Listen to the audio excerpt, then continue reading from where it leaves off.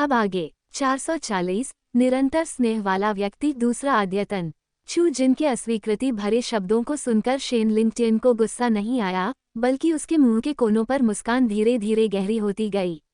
जितना अधिक वह इस तरह से व्यवहार करती, उतना ही अधिक वह उसे छूना चाहता, उसे अपने वश में करना चाहता। उसके शरीर से एक युवा शक्ति झलक रही थी जो ताजगी देने वाली थी और जिससे अनजाने में ही उसके पास आने की इच्छा होती थी। जिन जिन, शेन लिंक्डइन ने अपना चश्मा ठीक किया, आप मेरी स्थिति जानते हैं। मेरी पत्नी बहुत पहले एक आग में जलकर मर गई थी, फिर किसी तीसरे पक्ष का मामला कैसे हो सकता है? भावनाएं धीरे धीरे विकसित होती हैं, ठीक इस नीलम हार की तरह। आपको ये पसंद आए या ना आए, यह एक बात है, और यह आपको सूट करे या न करे, ये दूसरी बात है। क्या आप सहमत नहीं हैं? बैंगनी हीरा उसके कॉलरबोन के बीच लटका हुआ था, जिससे एक चमकदार रोशनी निकल रही थी, जिससे उसकी त्वचा बर्फ की तरह सफ़ेद दिखाई दे रही थी, जिससे एक अत्यंत सुंदर दृश्य बन रहा था जिससे नज़र हटाना मुश्किल था। चू जिन के बोलने से पहले ही शेन लिंक्डइन ने आगे कहा, मुझे व्यक्तिगत रूप से लगता है कि उस लाल धागे की तुलना में यह नीलम आपके लिए अधिक उपयुक्त है। एक ही वाक्य जिसका दोहरा अर्थ है। उस आकर्षक नीलम ने वास्तव में लाल धागे से ध्यान हटा लिया। एक जर्जर लाल धागे की तुलना एक मूल्यवान नीलम से कैसे की जा सकती है? एक 18 वर्षीय लड़की उस उम्र में थी जब वह एक खूबसूरत प्यार की चाहत रखती थी। फिर भी प्रेम और भौतिक संपदा के सामने बहुत कम लोग प्रेम की सत्यता को चुनेंगे। मैंने स्वर्गीय मैडम की किताब पढ़ी है और उसमें एक वाक्य है, हम असंख्य प्राणियों के बीच धूल के कण मात्र हैं जो जीवन भर पृथ्वी पर विचरण करते हैं, केवल जन्म और मृत्यु से ही चिंतित रहते हैं। यदि हृदय गति नहीं करता तो सभी चीजें स्थिर रहती हैं। यदि हृदय नहीं बदलता तो सभी चीजें अपरिवर्तित रहती हैं। स्पष्ट रूप से हमारे मूल्य एक ही रेखा पर नहीं है और मैं कभी किसी की रखेल नहीं बन सकती। आगे की चर्चा व्यर्थ है, चू जिन ने एक विनम्र मुस्कान के साथ कहा, हालांकि उसकी आंखों में गर्मजोशी की कमी थी। जो चीज किसी के पास नहीं हो सकती, वह हमेशा हलचल मचाती रहती है। पुरुष अक्सर उन महिलाओं के सामने अधिक दृढ़ हो जाते हैं जिन्हें वे जीत नहीं सकते। शेन लिंक्डइन की नज़र में चू जिन बस अपनी ही इज्जत बढ़ाने की कोशिश कर रहा था। अगर उसका कोई और इरादा नहीं होता तो वह उसकी इतनी गहराई से जांच पड़ताल क्यों करती? उसने तो किंजी की किताबें भी पढ़नी शुरू कर दी। शायद उसकी महत्वाकांक्षाएं बड़ी थीं। सच है, एकमात्र रखेल उसे कभी संतुष्ट नहीं कर सकती थी। आखिरकार वह एक अमीर परिवार की बेटी थी, लेकिन उसकी महत्वाकांक्षाएं बहुत बड़ी थीं। शेन परिवार का मुखिया, वह ऐसी औरत से शादी कैसे कर सकता था जिसने उसके कारोबार में कोई मदद नहीं की? और तो और वह एक बदनाम, पतित और अमीर लड़की थी। क्या ये बहुत बड़ा मजाक नहीं होगा? इस चू जिन की वास्तव में जंगली महत्वाकांक्षाएं थीं और वह शेन परिवार की कुलमाता का पद लेने के विचार से ग्रस्त थी। उसे अपनी जगह पता होनी चाहिए। यदि वह सुंदर न होती तो वह उससे इतनी सौहार्दपूर्ण तरीके से बात नहीं कर पाता। एक अनाथ जो सोचती है कि वह कुछ है। हालांकि ये कहना होगा कि कैपिटल सिटी में उसका शानदार रूप बेजोड़ था। इतनी कम उम्र में बिना किसी मेकअप के उसने अपनी प्राकृतिक सुंदरता का प्रदर्शन किया। कुछ और साल और वह निश्चित रूप से पानी में हलचल मचा देगी। वह इतनी सुंदर महिला है। ये दुख की बात है कि वह एक अच्छे परिवार में पैदा नहीं हुई। यदि वह कुलीन परिवार में पैदा हुई होती तो क्या वह एक ही कदम में स्वर्ग तक नहीं पहुंच जाती? जिन जिन, आप बहुत कठोर बोल रहे हैं। मैं अब सिंगल हूं और मुझे खुशी की तलाश करने का अधिकार है। चूंकि वह सिंगल है तो रखेल वाली बात कहाँ से आती है? श्री शेन का इरादा मुझे शेन परिवार की कुलमाता का पद देने का है। चू जिन ने शेन लिंक्डइन की बात बीच में ही रोक दी। उसकी भावभंगिमा स्थिर थी और वह उसकी ओर देख रही थी।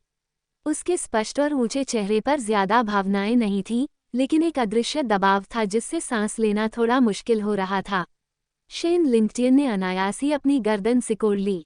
वह मुश्किल से 18 साल की लड़की थी, लेकिन उसे उससे यह अजीब सा एहसास क्यों हुआ? क्या ये भ्रम हो सकता है? ऐसा सोचते हुए शेन लिंक्डइन ने फिर से चू जिन की तरफ देखा और देखा कि वह आंखें नीची करके कॉफी पी रही थी और कोई असामान्य व्यवहार नहीं दिखा रही थी। चू जिन की बातें सुनकर उसने मन ही मन राहत की सांस ली। उसे शेन परिवार की कुलमाता का पद देने की पेशकश, कैसी इच्छाधारी सोच है! शेन लिंक्डइन की आंखों की गहराई में एक उपहासपूर्ण नज़र चमकी और उतनी ही तेजी से गायब हो गई। जिन जिन, जमाना बदल गया है। तुम्हारी उम्र की लड़कियों में कौन शादी को लक्ष्य बनाकर रिश्ते में आता है? शादी तो प्यार की कब्र होती है। तुम तो इस साल सिर्फ 18 साल की हो, इतनी निराशावादी क्यों हो? मेरे साथ रहना, इसे बस अनुभव की तरह समझो। इसके अलावा मैं तुम्हें तुम्हारी कल्पना से भी परे फायदे दूंगी। मैं तुम्हें लाड़ प्यार करूंगी और तुम्हारी सारी शर्तें पूरी करूंगी। शेन लिंक्डइन की ज्यादातर औरतें स्वेच्छा से उसके पास आती थीं और हर कोई अपनी जरूरत की चीजें ले लेता था। चू जिन जैसी मुश्किल औरत मिलना दुर्लभ था, जो न सिर्फ उसके पैसे का बल्कि उसकी ताकत का भी लालच करती थी। चू जिन अन्य महिलाओं की तरह क्यों नहीं हो सकती और सीधे मुद्दे पर क्यों नहीं आ सकती? मिस्टर शेन, चू जिन ने अपनी भौहें थोड़ी ऊपर उठाईं, उनका स्वर ठंडा था। क्या आपको डर नहीं है कि मेरी पूर्व मालकिन वहां नीचे हड्डी तक ठंडी हो जाएगी? आखिरकार आप 10 सालों से स्नेही थे और वह मुश्किल से 100 दिनों के लिए गई है। आपको इतनी जल्दी नया प्यार मिल जाना थोड़ा बेरहम है। यह न केवल हृदयहीन है बल्कि अमानवीय भी है। जो नेटिजन्स उन्हें स्थायी स्नेह वाले व्यक्ति के रूप में आंख मूंद कर प्रशंसा कर रहे हैं, वे सोच रहे होंगे कि यदि उन्हें उनका असली चेहरा पता चल जाए तो वे क्या सोचेंगे। शेन लिंक्डइन निडरता से मुस्कुराया। जिन जिन, आप बातों को बहुत गंभीरता से ले रहे हैं। मृतक चले गए हैं और जीवित लोगों को वर्तमान में जीना चाहिए। मुझे विश्वास है कि स्वर्ग में मेरी पत्नी की आत्मा को इस बात से बहुत सुकून मिला होगा कि मैं अपनी खुशी पा सकता हूँ। आखिरकार प्यार का मतलब बंधन नहीं बल्कि दूसरे व्यक्ति को खुश देखने की इच्छा है। मेरी पत्नी सौम्य, उदार और एक प्रतिष्ठित परिवार से होने के नाते मुझे समझेगी, उसने कहा, परोक्ष रूप से मृतक किंजी की प्रशंसा करते हुए एक रखेल रखने का एक अच्छा बहाना ढूंढते हुए। ये कहना होगा कि शेन लिंक्डइन वास्तव में एक बहुत चालाक आदमी है। कुछ ही शब्दों से उसने लोगों को मूर्ख बना दिया। चू जिन ने अपने गले में पड़े बैंगनी हीरे के हार को झटक कर उतारकर मेज पर रख दिया। उसकी निगाहों में कोई लालसा नहीं थी और उसने दृढ़ता से कहा, माफ करना, यह हार मुझे सूट नहीं करता। मिस्टर शेन, जैसा कि मैंने पहले भी कहा है, चाहे कुछ भी हो जाए, मैं उस सीमा को पार नहीं करूंगी, इसलिए कृपया अपनी मेहनत बर्बाद करना बंद करें। शेन लिंक्डइन उसे देखते हुए स्थिरता से बोला, मैं, शेन लिंक्डइन, जो चाहता हूं उसे पाने में कभी असफल नहीं हुआ हूं। मेरा समय सीमित है और मैं इसे अन्य मामलों में बर्बाद नहीं करना चाहता। राजधानी शहर में ऐसा कुछ भी नहीं है जो मुझे नहीं मिल सकता। आप अच्छी तरह से जानती हैं कि आपकी स्थिति क्या है। मुझे आशा है कि आप मेरा धैर्य नहीं खोएंगी। उसके लिए चू जिन चॉपिंग बोर्ड पर रखे मांस के टुकड़े की तरह थी। उसके पास उसे झुकाने के कई तरीके थे। एक अनाथ लड़की होने के नाते वह संभवतः दुनिया को उलट-पुलट नहीं कर सकती है ना। राजधानी शहर में शेन कबीले के लिए एक अनाथ लड़की को वश में करना एक छोटी सी बात थी। चू जिन ने हल्की हंसी हंसते हुए कहा, गरीबों को सिर्फ इसलिए मत तंग करो क्योंकि वे जवान हैं। 30 साल में किस्मत बदल जाती है। मैं बस यही उम्मीद करती हूँ कि तुम हमेशा इतने आत्मविश्वासी बने रहो। ये कहकर वह उठी, अपनी जेब से 2 नोट निकाले और कप के नीचे रख दिए, फिर मुड़कर चली गई। जैसे ही वह दरवाजे पर पहुंची, पीछे से शेन लिंक्डइन की आवाज आई, रुको। गुस्से से भरी हुई, बिना देखे ही वह समझ गई कि उसका चेहरा कोयले की तरह काला होगा। चू जिन रुकी, अपना सिर थोड़ा सा घुमाया और अपनी ठुड्डी ऊपर उठाई, एक रानी की तरह रौबदार नजरों से नीचे देखते हुए बोली, ये जानते हुए कि मिस्टर शेन का समय कीमती है, उस कप कॉफी को छोड़कर 20 मिनट के साथ के लिए $100 बहुत ज्यादा हैं। लालची होने से तुम्हें कुछ नहीं मिलेगा। वह चमकदार और अभिमानी लग रही थी। उसके होठों के हल्के से घुमाव से दूसरों को अंतहीन आकर्षण दिखाई दे सकता था, लेकिन शेन लिंक्डइन को अंतहीन उपहास दिखाई देता था। शेन लिंक्डइन वर्षों से प्रेम के क्षेत्र में अपराजय रहे थे, लेकिन आज न केवल उसे पराजित किया गया था, बल्कि एक युवा लड़की ने उसके साथ खेल भी खेला था। शेन परिवार के मुखिया को कब ऐसा अपमान सहना पड़ा था? साहचर्य शुल्क। उसने ये कहने का साहस किया। एक दिन उसने उसे अपने चरणों में समर्पित करने का निश्चय कर लिया। चू जिन ने मौखिक रूप से कोई जवाब नहीं दिया, उदासीनता से अपनी निगाहें हटा ली और कांच के दरवाजे को धक्का देकर बाहर निकल गई। हर कदम कमल की तरह खिल रहा था, उसका शरीर जेड की तरह सुंदर था। शेन लिंक्डइन ने गुस्से में कप मेज से नीचे फेंक दिया। एक धमाके के साथ कॉफी चारों तरफ बिखर गई। जमीन पर गिरे 2 लाल नोट किसी की भी आंखों का मजाक उड़ा सकते थे। कैफे का माहौल एकदम शांत था। दूर खड़े वेटरों की हिम्मत नहीं हुई कि वे आवाज करें, और अक्सर तो उन्हें कुछ भी सुनाई नहीं देता था और न ही कुछ दिखाई देता था। इस बिंदु पर शेन लिंक्डइन और चू जिन एक दूसरे से पूरी तरह से अलग हो गए थे। उन्होंने कभी उम्मीद नहीं की थी कि चीजें इस हद तक विकसित हो जाएंगी। कैफे से बाहर निकलते हुए चू जिन ने अपना तैल कागज का छाता खोला और पक्की सड़क पर कदम रखा। उसने अपनी जेब में हाथ डाला, एक काला रिकॉर्डिंग पेन निकाला और उसके होठों पर एक हल्की सी मुस्कान तैर गई। 3 भाग बेशर्म, 7 भाग ठंडी, मायावी और गूढ़। असली नाटक तो अभी शुरू हुआ था। चू जिन धीरे धीरे चल रही थी, रास्ता अंतहीन लग रहा था। एक सहायता केंद्र के पास पहुंचकर वह रुकी, अपना छाता बंद किया और अंदर चली गई। सहायता स्टेशन को देखकर चू जिन को अचानक शेन लिंक्डइन से ठगे गए 90 मिलियन याद आ गए। 441 किसी पुस्तक का मूल्यांकन उसके आवरण से न करें, भाग 3। उन्होंने महसूस किया कि यह धन उनके लिए अयोग्य है और उन्होंने निर्णय लिया कि इसे कहीं और दान कर देना बेहतर होगा। आश्रय स्थल की स्थितियां बहुत ही साधारण थीं, फिर भी रिसेप्शनिस्ट बहुत उत्साहित थी और चू जिन उसकी आंखों में आशा देख सकता था। हॉल में सभी वर्गों द्वारा दान किए गए कपड़े और खाद्य सामग्री प्रदर्शित की गई थी। दीवारों पर चित्र भी चिपकाए गए थे, जिनमें से अधिकांश चित्र बेघर घुंकड़ों और पहाड़ों से आए ज्ञान के प्यासे बच्चों के थे, जो राजधानी शहर की समृद्धि के बिल्कुल विपरीत थे। दुनिया ऐसी ही है, जहां ताकतवर और मजबूत होते जाते हैं और कमजोर होते जाते हैं, जिससे ध्रुवीकृत विभाजन पैदा होता है। युवती, आप यहाँ किसी को ढूंढने आई हैं, है न? चूंकि आश्रय गृह में हर दिन अलग अलग बेघर लोगों और घर का रास्ता भूल जाने वाले लोगों को रखा जाता था, इसलिए रिसेप्शनिस्ट ने अवचेतन रूप से सोचा कि चू जिन किसी रिश्तेदार को ढूंढने आया है। नहीं, चू जिन ने अपनी आंखों में मुस्कान के साथ धीरे से अपना सिर हिलाया। ये सुनकर रिसेप्शनिस्ट एक पल के लिए स्तब्ध रह गई। लोग आश्रय गृह में 3 मुख्य कारणों से आते थे: मदद मांगने, रिश्तेदारों को ढूंढने या सामान या पैसे दान करने। लेकिन उसके सामने खड़ी लड़की, जो सादे कपड़ों और साफ सुथरे व्यवहार में किसी किशोरी से ज्यादा बड़ी नहीं लग रही थी, मदद के लिए वहां नहीं आई थी। फिर भी अगर वो वहां सामान दान करने आई होती तो खाली हाथ नहीं आती। तो फिर वह यहाँ किस लिए आई थी? क्या वह किसी संपन्न परिवार की शरारती बच्ची हो सकती है, जो अच्छी तरह से खाती पीती हो और परेशानी खड़ी करती हो और ये देखने आई हो कि आश्रय कैसा दिखता है? रिसेप्शनिस्ट की उलझन भरी नज़र देखकर चू जिन ने उदासीनता से कहा, मैं आश्रय के लिए एक मामूली योगदान देने आया हूँ। उसकी बातें सुनकर रिसेप्शनिस्ट ने चू जिन की ओर देखा और मुस्कुराए, आजकल तुम्हारे जैसे दिल वाली ज्यादा युवा लड़कियां नहीं हैं। मेरे साथ आओ। आज के समाज में मानवीय गर्मजोशी दिन ब दिन कम होती जा रही है। अगर कोई बुजुर्ग गिर भी जाए तो लोग मदद करने या न करने में बहुत देर तक हिचकिचाते हैं, सक्रिय रूप से दान देने की तो बात ही छोड़ दीजिए। हालांकि कभी कभी वह कुछ छात्रों को अपने नए साल के पैसे दान करते हुए देखती थी। यह ज्यादा तो नहीं होता था, लेकिन ये हमेशा बच्चों की दयालुता का प्रतीक होता था। चू जिन ने रिसेप्शनिस्ट के नक्शे कदम पर चलते हुए पहले प्रक्रिया के अनुसार एक फॉर्म भरा, फिर उसे एक चेक सौंप दिया। चेक। जब रिसेप्शनिस्ट को चेक मिला तो उसे लगा जैसे उसे कुछ गड़बड़ लग रही है।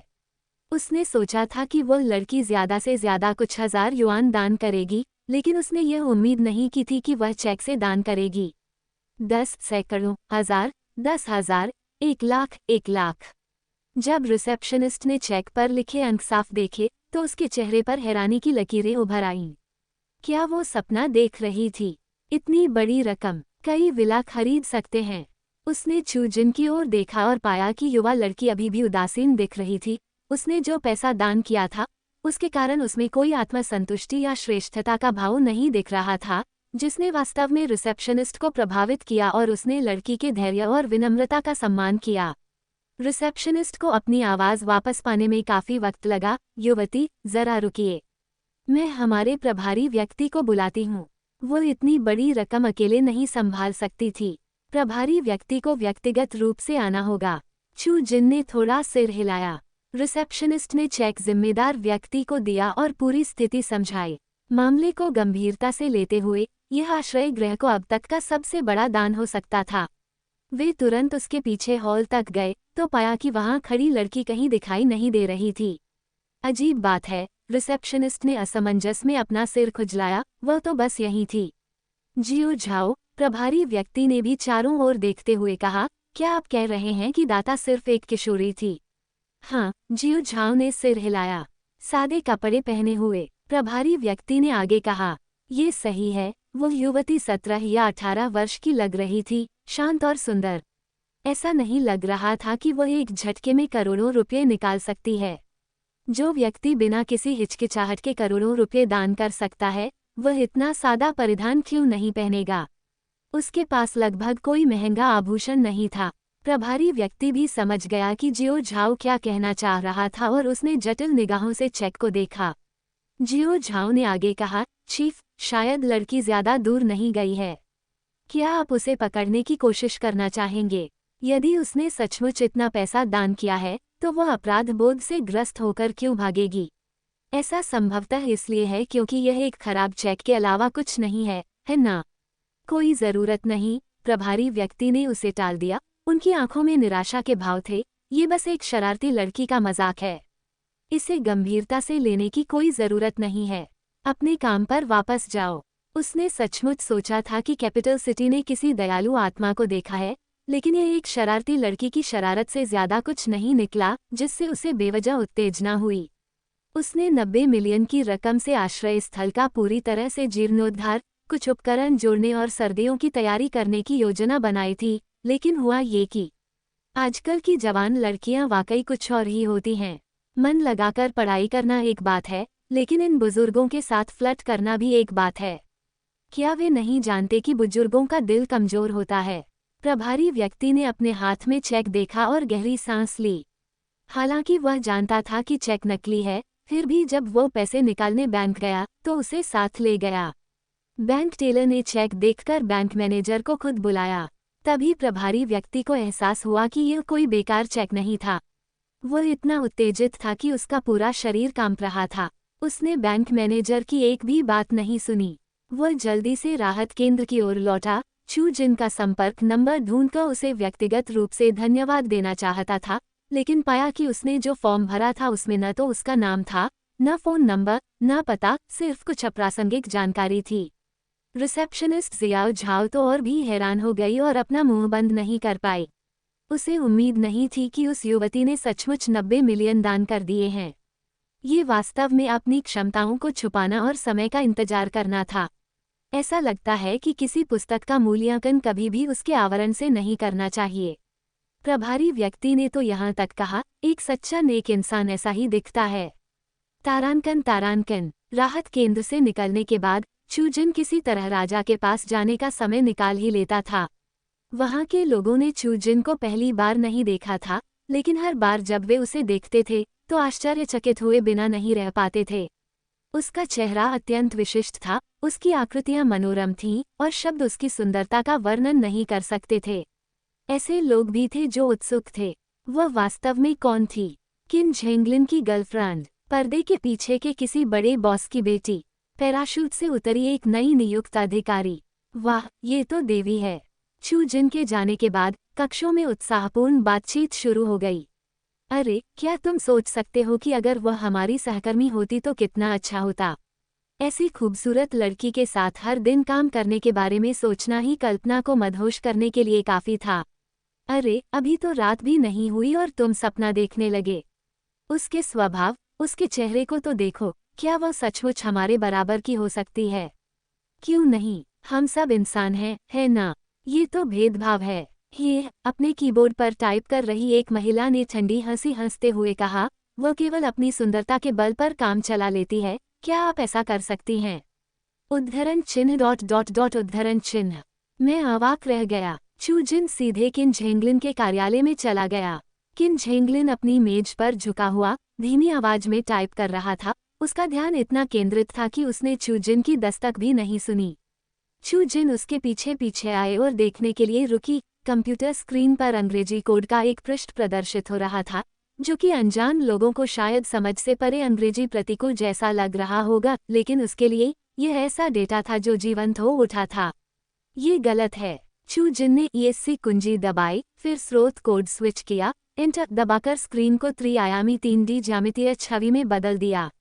इस प्रकार कई दिनों से सिरदर्द का कारण बनी समस्या का समाधान हो गया और किन झेंगलिन का चेहरा एक शानदार मुस्कान से चमक उठा। शुक्रिया। उसे उम्मीद थी कि ऑफिस का कोई सहकर्मी होगा, लेकिन ये देखकर हैरान रह गया कि वह चू जिन था। चू जिन, तुम यहाँ क्यों आए हो? चू जिन ने लापरवाही से मेज पर रखी फाइलों को पलटते हुए कहा, मैं तो बस ये देखने के लिए रुका था कि पिछले कुछ दिनों में चीजें कैसी चल रही हैं। पिछले कुछ दिनों से पूरा चीन एक सॉफ्टवेयर विकसित करने में जी जान से जुटा हुआ था।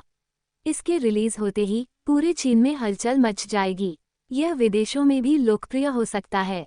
यहाँ तक कि सबसे उन्नत प्रौद्योगिकी वाले देश ने भी अभी तक ऐसा अभूतपूर्व सॉफ्टवेयर नहीं बनाया था। सब ठीक चल रहा है। किन झेंगलिन ने सिर हिलाया। तुम निश्चिंत रहो चू जिन, आधे महीने में हमारा सॉफ्टवेयर लॉन्च हो जाएगा।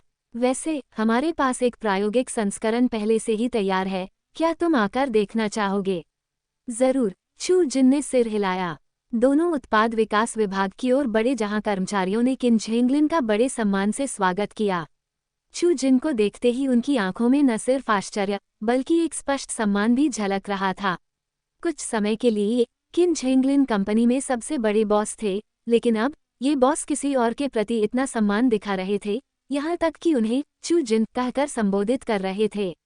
यह अनुमान लगाना आसान था कि बाद वाले का दर्जा कितना ऊंचा था। क्या वह सचमुच पर्दे के पीछे रहने वाले किसी बड़े बॉस की बेटी हो सकती है? 442 जिंगे चौथा प्रहर। स्टाफ सदस्य ने अपने दिल में गंदे विचारों को दबा दिया और चू जिन को कुछ चक्करों के लिए भीतरी कमरे में घुमाया। चूंकि यह सॉफ्टवेयर का अभी भी अधूरा प्रोटोटाइप संस्करण था, इसलिए इसमें कई खामियां थीं। चू जिन ने कई सुझाव दिए और उनके पीछे चल रहे कर्मचारियों ने बारीकी से नोट्स लिए और हर टिप्पणी के साथ चू जिन के प्रति उनका सम्मान बढ़ता गया। उन्होंने शुरू में सोचा था कि चू जिन सिर्फ मनोरंजन के लिए आई हैं, क्योंकि वह दिखने में एक किशोरी लग रही थी, लेकिन आश्चर्यजनक रूप से उन्होंने ऐसा पेशेवर व्यवहार दिखाया। कुछ समस्याएं जिनका समाधान खोजने में विशेषज्ञ कई दिनों तक जूझते रहे, वह बस एक नज़र से ही हल कर देती थीं और सबसे बेहतरीन समाधान सुझाती थीं। सुंदरता और बुद्धिमत्ता उसमें एक साथ विद्यमान थी। वह एक आदर्श देवी की प्रतिमूर्ति थी, है न? कर्मचारी चू जिन की प्रशंसा में नतमस्तक होने को तैयार थे। उन्हें अचानक लगा जैसे उन्होंने अपनी जिंदगी के पिछले 30 साल बर्बाद कर दिए हों, और उन्हें एहसास हुआ कि वे एक किशोरी के बराबर भी नहीं हो सकते। ये वाकई शर्मनाक था। विकास विभाग छोड़ने के बाद चू जिन शौचालय में चली गई और किन झेंगलिन को लॉबी में उसका इंतजार करते हुए छोड़ दिया। उसी समय एक आकर्षक चेहरे वाली छोटी बालों वाली लड़की एक कक्ष से बाहर निकली, जो किन झेंगलिन से काफी परिचित लग रही थी। उसने उसके कंधे पर थपथपाते हुए पूछा, छोटे झेंगलिन, क्या तुमने अभी नहीं बताया कि हमारे बड़े बॉस आ जाए थे? मैंने किसी को क्यों नहीं देखा?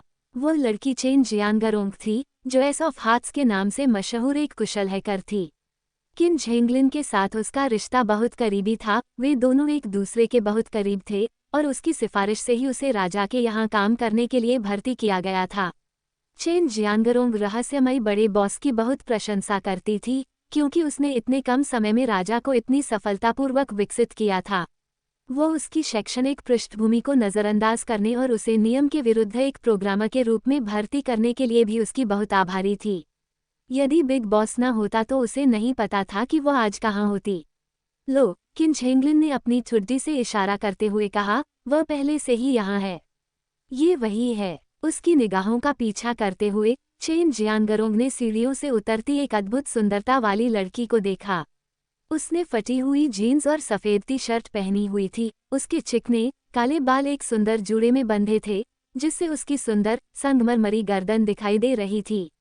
उसकी आंखें सितारों की तरह चमक रही थीं। उसकी त्वचा शुद्ध बर्फ से भी ज्यादा चमकदार थी और उसके होंठ मानो लाल रंग से रंगे हुए थे। उसकी टांगें पतली और लंबी थीं और वह अदम्य शान से चल रही थी। उसके चारों ओर एक शांत और संतुलित आभा थी, जिससे उसकी उपस्थिति को अनदेखा करना असंभव था। इसमें कोई संदेह नहीं कि वो बहुत सुंदर थी, और यह कोई साधारण सुंदरता नहीं है, बल्कि एक लुभावनी सुंदरता है। आप कह रहे हैं कि वो बड़ी बॉस है? चेन जियांगरोंग को अपनी आंखों पर यकीन नहीं हो रहा था। हाँ, किन झेंगलिन ने आगे कहा, लेकिन वो कम ही लोगों से मिलना पसंद करती है। अब तुम्हें पता चल गया है, लेकिन ये बात सबको मत बताना। मुझे फिर से बेवकूफ़ बनाने की कोशिश कर रहे हो। चेन जियांगरोंग ने किन झेंगलिन को नाराजगी भरी नजरों से देखा। हमारा बड़ा बॉस साफ तौर पर एक मर्द है। उसे याद आया कि किन झेंगलिन हमेशा बड़े बॉस को भाई जिन कहकर बुलाता था। अगर किन झेंगलिन ने उन्हें भाई कहा था तो वो जरूर कोई बहुत बड़ा आदमी होगा। आखिरकार किन झेंगलिन पहले से ही 30 के पार था। इसके अलावा जब भी किन झेंगलिन भाई जिन के बारे में बात करता था तो पूरे सम्मान के साथ, वो कोई मामूली किशोरी कैसे हो सकती है। चेन जियांगरोंग के दिमाग में बड़ा बॉस एक कठोर मध्यम आयु वर्ग का आदमी था जिसके चेहरे पर दाढ़ी थी। मैं आपसे झूठ नहीं बोल रहा हूँ, वह हमारी बड़ी बॉस हैं, किन झेंगलिन ने गंभीर भाव से धीरे से कहा। इससे पहले कि चेन जियांगरोंग जवाब दे पाता, किन झेंगलिन ने लड़की के पास जाकर पूछा, भाई जिन, क्या आपको अन्य विभागों की जांच करने के लिए मेरे साथ जाने की आवश्यकता है?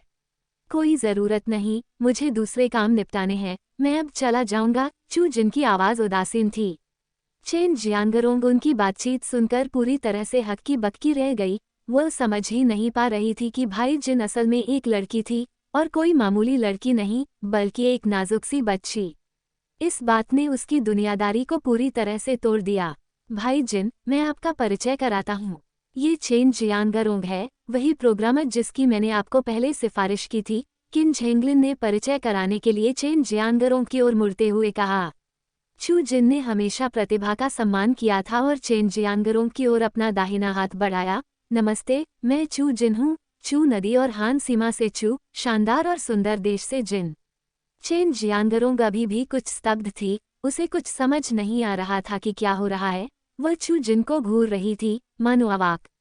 वह न सिर्फ खूबसूरत थी, बल्कि उसकी आवाज भी सुनने में बेहद सुरीली थी, मानो जेड प्लेट पर गिरते मोतियों की आवाज हो। मोहक, इस संसार में ऐसा उत्कृष्ट व्यक्ति कैसे अस्तित्व में आ सकता है? उसमें कोई भी दोष मुश्किल से ही ढूंढ सकता था। उसकी नाक, उसकी आंखें, वह भगवान द्वारा सावधानीपूर्वक गढ़ी गई एक पूरी तरह से गढ़ी गई देवी की तरह थी। किन झेंगलिन ने उसे धक्का दिया और याद दिलाया, अरे बूढ़े चेन, भाई जिन तुम्हें नमस्कार कर रहे हैं। क्या तुम पागल हो गए हो? वो हमारे राजा की बॉस हैं, क्या तुम हमेशा से उनसे मिलना नहीं चाहते थे? चेन जियांगरोंग को संभलने में एक पल लगा और उसने जल्दी से चू जिन से हाथ मिलाया। नमस्ते, मैं चेन जियांगरोंग हूँ, अभी असभ्य होने के लिए क्षमा चाहता हूँ। कोई बात नहीं, चू जिन हल्के से मुस्कुराई, तुम पिछले कुछ दिनों से बहुत मेहनत कर रही हो। अगर तुम्हें किसी चीज की जरूरत हो तो बेझिझक किन झेंगलिन से कभी भी बात कर सकती हो। चेन जियांगरोंग के सामने चू जिन अपनी पहचान छिपाने की कोशिश नहीं कर रही थी। चेन जियांगरोंग कुछ भावुक हो गईं और बोली, राष्ट्रपति चू, मुझे ये नौकरी बहुत पसंद है और आपने मुझे जो अवसर दिया है उसके लिए मैं बहुत आभारी हूँ। आपका बहुत बहुत धन्यवाद। हालांकि वो उससे छोटी थी, लेकिन उसके सामने वाली लड़की पहले ही उसके व्यवहार में पूरी तरह से दबदबा बना चुकी थी। चू जिन ने लगभग कुछ भी नहीं किया था, फिर भी वह एक प्रभावशाली स्थिति में थी।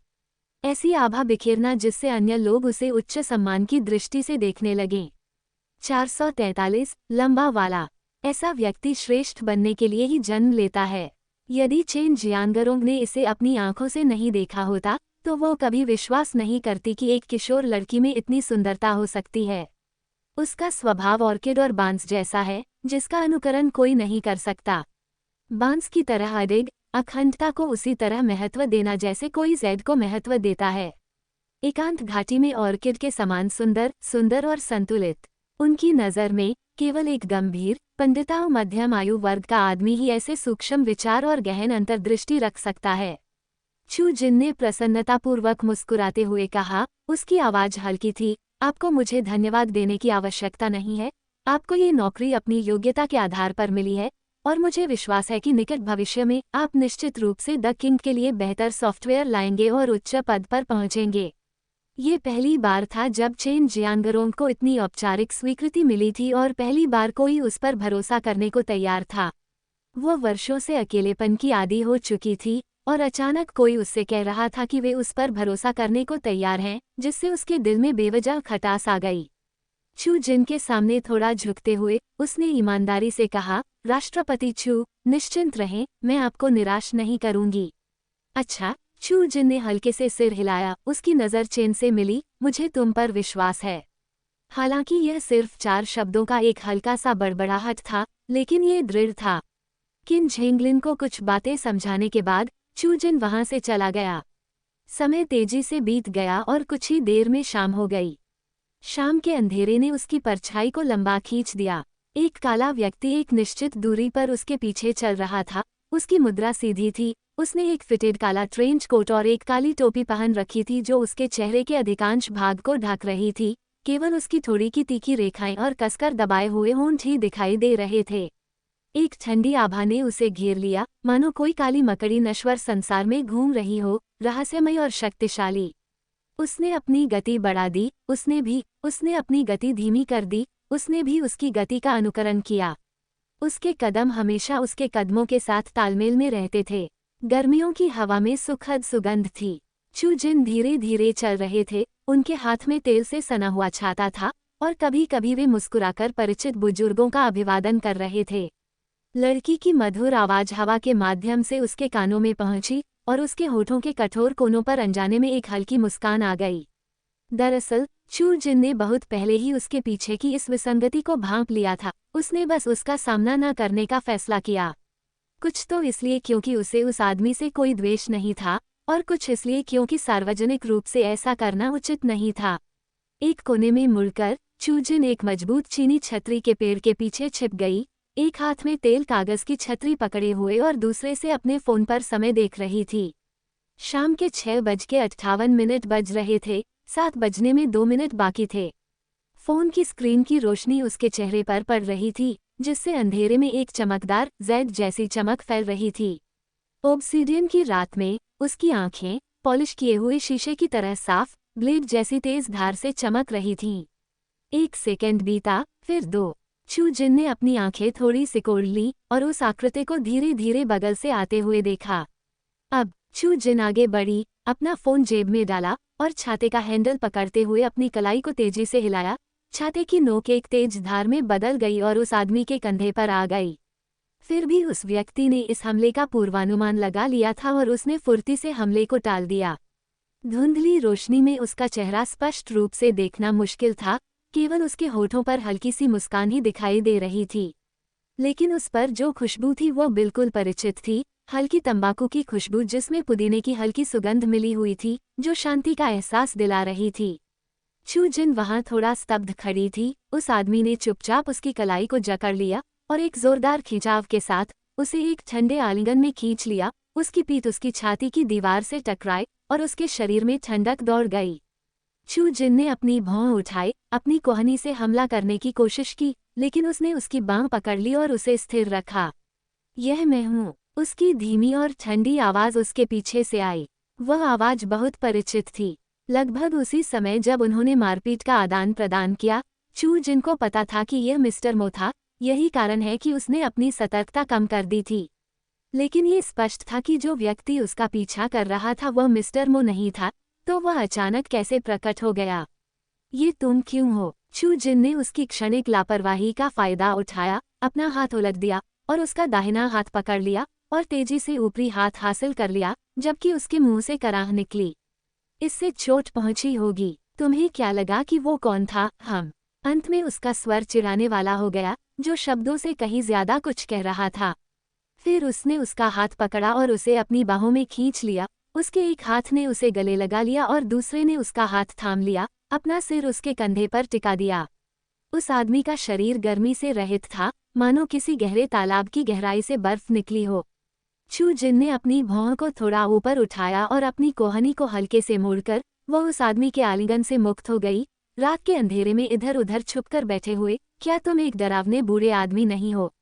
रात के अंधेरे में मो झिक्सुआन ने अपनी छाती पकड़ ली, अपनी भौहें ऊपर उठाईं। उसकी गहरी आंखें कोमल अनुग्रह से भरी हुई थीं। मैडम, क्या आप अपने पति की हत्या की साजिश रच रही हैं? पत्नी। श्री मो का पूरी गंभीरता से ऐसा शब्द कहना बहुत बड़ी बात थी। ऐसा लगा जैसे उसने रात में एक हताश आह सुनी हो, दुखी, स्थायी, अंतहीन दुख लिए हुए। हल्की हवा के साथ ये पास भी लग रहा था और दूर भी। ये बताना कठिन था कि यह वास्तविकता थी या भ्रम। चू जिन ने अनजाने में इधर उधर देखा। उसकी नज़र धुंधली स्ट्रीट लाइटों से घिरी अंतहीन रात पर पड़ी। शाम के समय कभी कभार कोई राहगीर, ज्यादातर बुजुर्ग, वहां से गुजरता था। क्या तुम ही हो जो अभी मेरा पीछा कर रहे थे? चू जिन ने मो झिकसुआन की ओर देखा। हाँ, मो झिकसुआन ने हल्के से सिर हिलाया और पलटकर पूछा, वरना तुम्हें क्या लगा कि वह कौन था? रात के अंधेरे में उसकी गहरी, तालाब जैसी आंखें ठंडी रोशनी से चमक उठीं। 444, आशा है आप सब कुशल मंगल होंगे। आपको क्या लगता है कि यह कौन है? ये वाक्य खतरे से भरा था। रात में घूमते चीते की तरह, जो किसी भी क्षण घातक प्रहार करने के लिए तैयार रहता है। चू जिन ने अपने सामने खड़े आदमी को देखा, अपनी आंखें थोड़ी सिकोड़ ली, उसकी साफ, कांच जैसी पुतलियों में एक हल्की सी चमक दौड़ गई। ये बिल्कुल वैसा ही दृश्य था जैसा तब था जब वो पहली बार मिस्टर मो से मिली थी। वे नाजुक फीनिक्स आंखें, इतना गहरा, इतना गहन। एक बार इसमें गिरने के बाद कोई कभी भी नीचे नहीं देख सकता। क्या हुआ? उसे बेसुध देखकर उस आदमी ने अपना हाथ बढ़ाया और उसके सिर को सहलाया। उन स्याही से रंगी, गहरी फीनिक्स आंखों में एक हल्की सी ममता झलक रही थी। पलक झपकते ही चला गया। चू जिन ने अवचेतन रूप से महसूस किया कि श्रीमो आज रात थोड़ा अजीब थे। यह एहसास बहुत अजीब था। चमकदार, ठंडी चांदनी ने दोनों परछाइयों को बहुत लंबा खींच दिया। ये कुछ भी नहीं है। चू जिन ने उसकी ओर देखा, उसकी आंखों में रोशनी चमक रही थी, उसकी आकर्षक मुस्कान और उम्मीद भरी निगाहों ने आदमी की आंखों को झिलमिला दिया।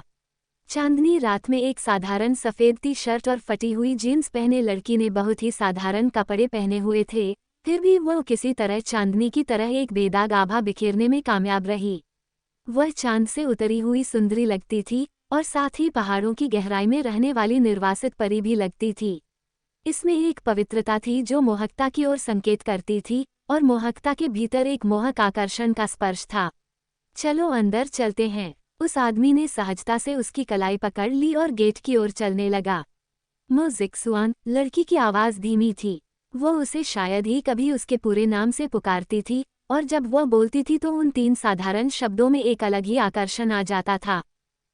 मैं यहाँ हूँ। आदमी की आवाज़ हमेशा की तरह धीमी और चुंबकीय थी। उसकी अद्भुत सुंदरता का तो जिक्र ही नहीं। किसी बहुमूल्य पत्थर जैसी उसकी आवाज़ ही किसी को मदहोश करने के लिए काफ़ी थी। ताज़ा और स्फूर्तिदायक, इससे शांति का एहसास हुआ।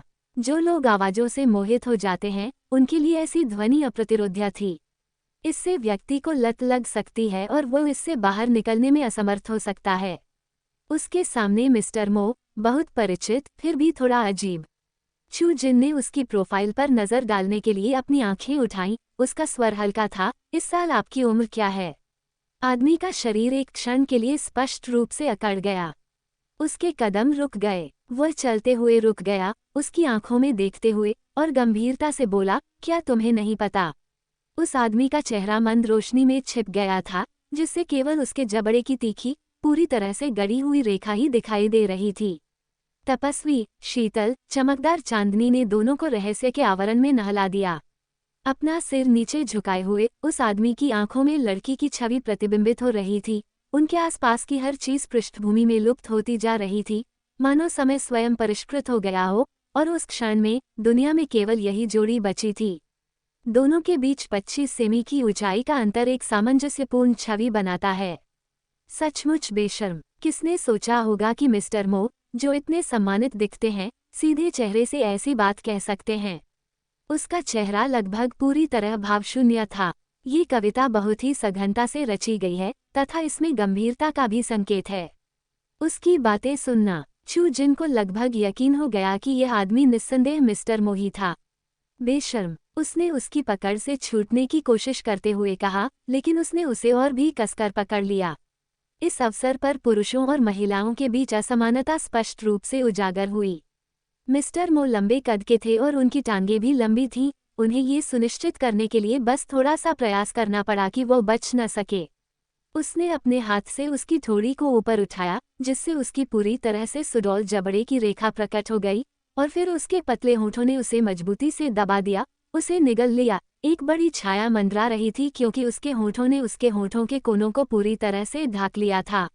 ये दृश्य किसी और ने भी देखा। टोपी के नीचे छिपी उसकी काली आंखें जो कुछ उन्होंने देखा उससे लाल हो गईं।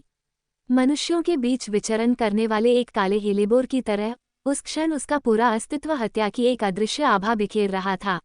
यदि दिन का समय होता तो कोई न कोई अवश्य ही अपने पास लगे हरे पौधों को धीरे धीरे मुरझाते हुए देखता, मानो प्रचंड सूर्य की तपिश से झुलसा हुआ हो। शांत रात में ये दृश्य अत्यंत भयावह था।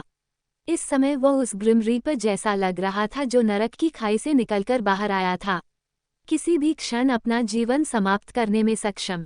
वो सभी चीजों के भाग्य को नियंत्रित कर सकता था।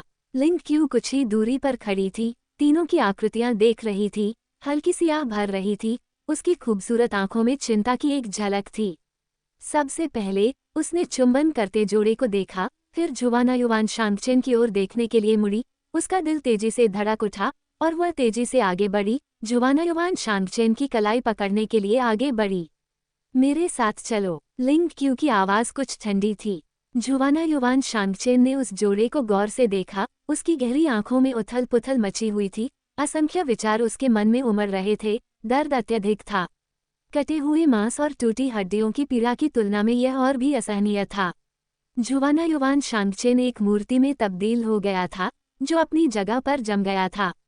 उसकी नज़रें केवल उस जोड़े पर टिकी थीं जो एक दूसरे के साथ बिल्कुल जैड की तरह फिट बैठते थे। चू जिन और मो जिक्सुआन के विला में प्रवेश करने के बाद भी वह वहीं स्थिर खड़ा रहा। यदि उसकी टोपी की परछाई न होती तो उसकी आंखें निश्चित रूप से लाल हो जातीं। उसके हाथ कसकर भींचे हुए थे, पतली उंगलियां तनाव से थोड़ी सफ़ेद हो गई थीं। उसने जो काला ट्रेंच कोट पहना था वह बिना हवा के लहरा रहा था और उस पर एक ठंडी सत्ता की परत चढ़ रही थी। लिंग क्यू ने आह भरते हुए कहा, जुवाना युवान, तुम अपने आप को इतना कष्ट क्यों देते हो? उसने उसे 9 बार बचाया था। हर बार थकाऊ अंतहीन साधना के कारण वे एक दूसरे के लिए अजनबी हो गए। उसने उसे 9 बार बचाया और उसने उसे 9 बार असफल किया। जुवाना युवान शांगचेन की ओर से एक शब्द भी कहे बिना लिंग क्यू ने आगे कहा, आपने जुन हुआंग का कर्ज पहले ही चुका दिया है। क्या अब ऐसा करना वाकई उचित है? उसके शब्दों का प्रत्युत्तर केवल एक हल्की हवा के झोंके के रूप में मिला। जैसे ही लिंग क्यू ने सोचा कि जुवाना युवान शांगचेन चुप रहेगी, वह अचानक उसकी ओर देखने के लिए मुड़ा। उसके कसकर दबाए हुए होंठ एक अस्पष्ट चाप में मुड़ गए। मैं उसका जो ऋणी हूँ, उसे कभी चुकाया नहीं जा सकता। थोड़ा रुकते हुए उन्होंने कहा, इसके अलावा यह इसके लायक है या नहीं, इसका निर्णय मुझे ही करना है। प्रत्येक शब्द दृढ़ विश्वास के भार के साथ दृढ़ और निर्णायक रूप से गूंज रहा था। एक निर्विवाद भय का वातावरण। लिंग क्यू की आंखें धुंधली हो गईं, उसकी खूबसूरत आंखों से कड़वाहट की एक झलक छलक आई। वह वास्तव में इस तरह से आगे नहीं बढ़ना चाहती थी, लेकिन असहाय होकर जुवाना युवान शांगचेन एक ऐसे व्यक्ति की तरह था जो अथाह खाई में गिर गया था और बाहर निकलने में असमर्थ था। वह दूसरों की सलाह को अनसुना कर देता था, गलती करने के प्रति दृढ़। उसने तूफान और आंधी दोनों में उसकी रक्षा की। उसने जुन हुआंग के लिए क्या दिया था, यह कोई नहीं देख सका। जून हुआंग के शरीर के भीतर की सील को खोल दो, लिंग क्यू ने अंततः एक लंबी चुप्पी के बाद फिर से कहा। उसकी आवाज हल्की, लगभग अलौकिक थी। तुम्हारी हिम्मत। जुवाना युवान शांगचेन की आंखें थोड़ी सिकुड़ गईं, उसका स्वर खतरे से भरा हुआ था, मानो वह क्रोध की कगार पर हो। रीढ़ की हड्डी में सिहरन दौड़ जाती है। लिंग क्यू ने अपने होंठ काट लिए, उसकी आंखों में धुंध छा गई। तुम जा सकते हो, जुवाना युवान शांगचेन ने कहा, मेरा पीछा करना बंद करो।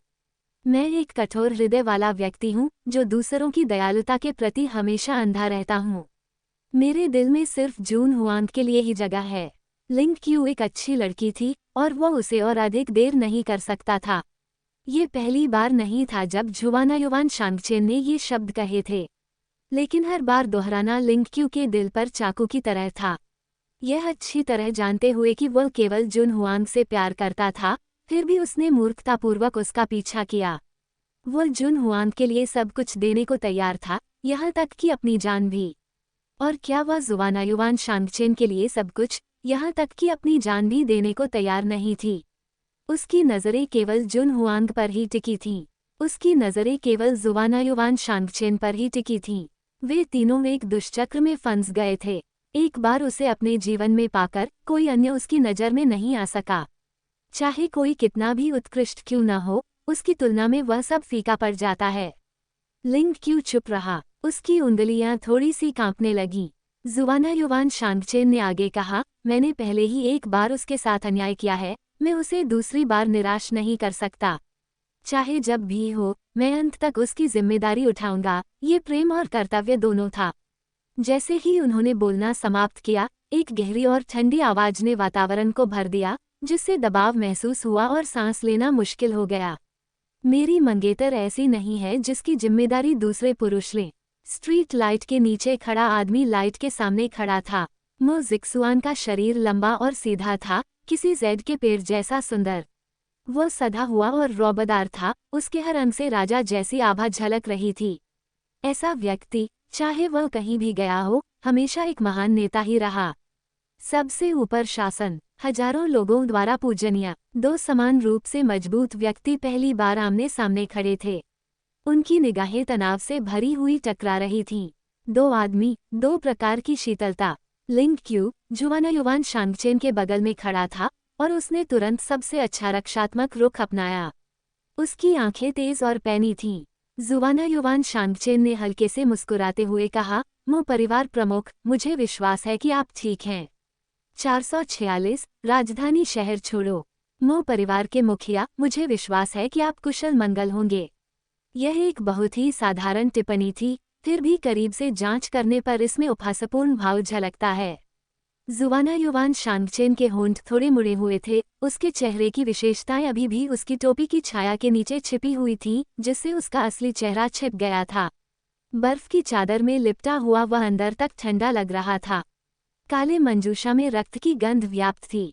ये जितना मुक्ति का प्रतीक था, उतना ही वध का भी प्रतीक था। मो जिक्सुआन अभी भी अपनी तीखी ठंडक में वहीं खड़ा था, इन शब्दों से नाराज नहीं, उसके हाव भाव मानो बदले ही न हों। सफ़ेद कमीज पहने, वह आश्चर्यजनक रूप से रात के अंधेरे में घुल मिल गया। वह मनुष्यों के बीच चलने वाले शूरा के समान था। उसने अपनी तलवार जैसी भौहों को हल्के से हिलाया, उसकी निगाहें उसकी तर्जनी उंगली पर घूमती अंगूठी पर टिक गईं। चांदनी में हड्डियों को कंपा देने वाली चमक के साथ वह क्रूर उत्परिवर्ती जानवर का पैटर्न झिलमिला रहा था। उसके पतले होंठ एक उपहासपूर्ण चाप में मुड़ गए, ठंड से बेहोश। यद्यपि यह एक सामान्य संकेत था, लेकिन इसने लिंग क्यू के दिल को झकझोर दिया। तीनों लोगों में हर कोई जानता था कि मो परिवार के मुखिया की तर्जनी अंगुली में पहनी अंगूठी कोई साधारण वस्तु नहीं थी, यह इच्छानुसार किसी भी हथियार में परिवर्तित हो सकती थी। यह अंगूठी के बजाय एक चलता फिरता शस्त्रागार जैसा था। अफवाही थी कि मो परिवार का मुखिया मनमौजी था और उसे सही गलत की समझ नहीं थी। युवावस्था में वह किसी राक्षस की तरह शहरों का विनाश करता था। उसका नाम सुनते ही कोई बच्चा रोना बंद कर सकता था। ये कहा जा सकता है कि अन्य तीन लोगों के साथ साथ धर्मनिरपेक्ष दुनिया में भी मो परिवार का मुखिया एक भयावह सत्ता था। लिंग क्यू ने हमेशा उसे दूर से ही देखा था और आज तक उसका असली चेहरा नहीं देखा था। मो परिवार का मुखिया अफवाहों से बिल्कुल अलग था। वह न केवल अत्यंत सुंदर था, बल्कि उससे असीम शक्ति की आभा भी निकलती थी। ये जुआना युवान शांगचेन की आभा से पूरी तरह भिन्न है, जिसमें धार्मिकता और बुराई का मिश्रण था। उन्होंने ऐसा एहसास दिलाया कि वे झगड़े से ऊपर हैं, शायद ऐसा व्यक्ति अधिपति बनने के लिए ही पैदा हुआ है। मो जिक्सुआन ने अपने पतले होठों को थोड़ा सा खोला, उसकी अभिव्यक्ति शांत थी, उसका स्वर धीमा था। मैं तुम्हें राजधानी शहर छोड़ने के लिए 3 दिन का समय दे रहा हूँ। हवा शांत थी, कभी कभी पत्तों की सरसराहट सुनाई देती थी। जुवाना युवान शांगचेन के होठों पर हल्की सी मुस्कान आ गई। तुम मुझे जाने के लिए कह रहे हो? तुम खुद को क्या समझते हो? उसने जिंदगी में कभी किसी से डर नहीं खाया था। वो हमेशा दूसरों को आदेश देने वाला व्यक्ति था। उसने कभी किसी को इस लहजे में बात करने नहीं दिया था। वह भी एक समय एक महान शासक थे। मो जिक्सुआन ने अपनी नज़रें थोड़ी ऊपर उठाईं। उनकी काली पुतलियां इतनी गहरी ठंडक से भरी थीं कि ऐसा लग रहा था कि वे सीधे जुवाना युवान शांगचेन को छेद देंगी। नहीं जा रहे, या शायद तुम उसे दूसरी बार नुकसान पहुंचाना चाहते हो। उसके ठंडे शब्द धीरे धीरे एक एक वाक्य बोलकर दिलों में डर पैदा कर रहे थे। एक क्षण में रात के आकाश के नीचे वह आदमी एक सम्राट जैसा प्रतीत हुआ जो ऊपर से दुनिया को देख रहा था। उसकी उपस्थिति इतनी भयानक थी कि उससे नजर मिलाना कठिन था। तथाकथित सर्वोच्च महिमा ऐसा ही दिखता होगा, उसे दूसरी बार नुकसान पहुंचाना। ये सुनकर लिंग क्यू ने चिंता से जुवाना युवान शांगचेन की ओर देखा। उसकी खूबसूरत आंखों में धुंध घूम रही थी। उस वर्ष जो कुछ हुआ उसकी सच्चाई वह किसी से भी बेहतर जानती थी। उसे कभी नहीं लगा कि यह जुवानायुवान शांगचेन की गलती थी। ये सब भाग्य का फैसला था। एक साम्राज्य के रूप में उनकी अपनी जिम्मेदारियां और मिशन थे। लोगों की शांति उसका कर्तव्य था, राज्य की स्थिरता ही उसका मिशन था। प्राचीन काल से ही विजय राजा बनाती थी और पराजय खलनायक। इसके लिए केवल महारानी के दुर्भाग्यपूर्ण भाग्य को ही दोषी ठहराया जा सकता था। दो बाघों के बीच संघर्ष में एक बाघ का घायल होना स्वाभाविक है। जुवानायुवान शांगचेन ने उसके लिए पहले ही काफी त्याग कर दिया था। भले ही वह वास्तव में उसका कुछ भी ऋणी था, लेकिन वह बहुत पहले ही पूरी तरह से चुका दिया गया था। हवा में ठंडक थी। मो झिक्सुआन के आसपास के वातावरण की तरह वहां भी गर्मी का कोई संकेत नहीं था। गर्मी से झुलसे पौधों पर धीरे धीरे बर्फ की पतली परत जमने लगी। काफी देर तक जुवानायुवान शांगचेन कुछ नहीं बोला। अतीत के दृश्य उसकी आंखों के सामने घूमते रहे। वह लाल आकृति जो युद्ध के मैदानों में भयंकर रूप से घूमती थी, एक बार फिर जीवित हो उठी। लगभग पहुंच के भीतर, लेकिन इससे पहले कि उसका हाथ आगे बढ़ता, वह प्रतिमा टूट गई। पलक झपकते ही दृश्य शहर के टॉवर से छलांग लगाती लाल आकृति पर आ गया। वह महारानी जिसने हमेशा अपना सिर ऊंचा रखा था और कभी हार नहीं मानी थी, सूखी हड्डियों के ढेर में तब्दील हो गई। लोगों ने शोक मनाया, राष्ट्र ने शोक पोशाक पहन ली। मो झिक्सुआन ने जुवानायुवान शांगचेन पर नजर डाली, फिर जारी रखा, यदि आप वही गलती नहीं दोहराना चाहते हैं तो कृपया तुरंत राजधानी शहर छोड़ दें और उसे परेशान करना बंद करें। जुवानायुवान शांगचेन चुप रहा, एक शब्द भी नहीं बोला। हालांकि उसकी आंखें दिखाई नहीं दे रही थीं, लेकिन उसकी कांपती उंगलियां उसकी भावनाओं को जाहिर कर रही थीं। अंततः वह महारानी का ऋणी था। यदि उस समय उनकी सोच अधिक स्पष्ट होती और उन्होंने सत्ता को इतना महत्व नहीं दिया होता, तो वह घटना नहीं घटती। वह उसके जीवन को पुनर्जीवित कर सकता था। फिर भी एक चीज जो वह नहीं कर सकता था, वह थी समय को पीछे मोड़ना। दुनिया की सभी चमत्कारी स्पिरिट गोलियों में से एक चीज गायब थी, वह थी पछतावे की दवा। कई वर्षों तक वह गहरे अपराध बोध में जी रहा था। अकेलापन उसके बिस्तर पर ही रहता था।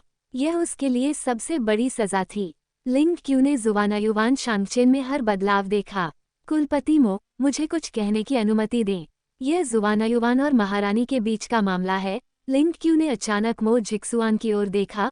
उसका स्वर ठंडा था, और ऐसा लगता है कि इसका आपसे कोई लेना देना नहीं है ना? यह महारानी का अंतिम जीवन था। सभी एक पर लौट आए। एक बार यह जीवन समाप्त हो गया तो जुवानायुवान शांगचेन अपने दिल की बेड़ियों को तोड़ सकेगा और नए लोगों और चीजों को अपना सकेगा। ऐसे नाजुक मोड़ पर उन्हें अपनी सारी पिछली मेहनत बेकार नहीं जाने देनी चाहिए। उसने इतने सालों तक इंतजार किया था। चूंकि महारानी ने जुवानायुवान शांगचेन का ठीक से ख्याल नहीं रखा, इसलिए वो उसकी रक्षा करेगी। मो झिक्सुआन ने लिंग क्यू की ओर तिरछी नजर से देखा। उसकी फीनिक्स आंखें थोड़ी सिकुड़ गईं। और तुम वास्तव में क्या हो? इसी समय लिंग क्यू पर चारों ओर से भारी दबाव पड़ने लगा। ये घुटन भरा था, मानो मांस, हड्डियां और खून को चीरकर अलग किया जा रहा हो, और दर्द असहनीय था। लिंग क्यू के माथे पर पसीना परत दर परत जम गया, फिर भी वह एक भी शब्द नहीं बोल सकी। 437, बिल्कुल वैसा ही। लिंग क्यू तीव्र दबाव को सहन नहीं कर सका और कई कदम पीछे हट गया, जब तक कि एक कपूर के पेड़ ने उसे पीछे हटने से नहीं रोक दिया। उसके मुंह के कोने से ताज़ा खून की एक बूंद बह रही थी, एक चौंकाने वाला दृश्य। एक और जुवानायुवान शांगचेन वहीं खड़ा रहा, हमेशा की तरह निश्चल, उस भारी दबाव को ऐसे देख रहा था जैसे वो कुछ भी न हो, चट्टान की तरह स्थिर। उसके चारों ओर बिना हवा के एक काला ट्रेंच कोट लहरा रहा था, जो अपने साथ एक चुभती हुई ठंडक लिए हुए था। मो झिक्सुआन उन दोनों के सामने खड़ा था। उसके ठंडे होठों के कोने थोड़े उठे हुए थे। उसकी अभिव्यक्ति हमेशा की तरह ठंडी थी, मानो उसकी विशेषताओं पर बर्फ जम गई हो। उसकी मुस्कुराहट से कुछ भी नहीं बदला। ये दिग्गजों के बीच मुकाबला था, परिणाम में अनिर्णायक। लिंग क्यू एक शब्द भी नहीं बोल पाई। उसकी आंखों में दबा हुआ दर्द भर गया था। इतिहास में पहली बार उसे लगा कि नरक का देवता उसके इतने करीब है। भय और ठंड ने एक साथ उसके शरीर को जकड़ लिया। उसने पहले कभी इतना असहाय महसूस नहीं किया था जितना उस क्षण किया। मो परिवार के युवा स्वामी ने नरसंहार किया। उसकी उपस्थिति एक शासक के समान थी। उसकी प्रतिष्ठा वास्तव में योग्य थी।